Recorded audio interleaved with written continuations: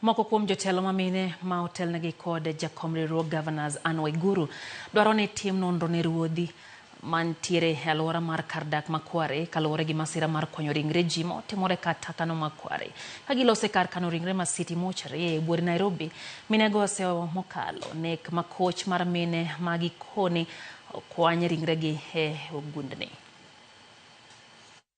We can make sure there's some money put aside for this kind of information and this kind of arrangement, so that going forward, we can also deal with femicide and other gender-related crimes that seem to target certain gender, so that they can stop. And we believe that will be the way forward.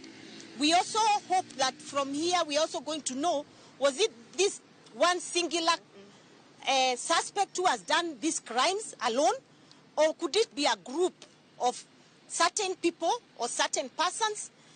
We hope that we can get to the bottom of this problem and really take this opportunity to condole with all those families that have been affected.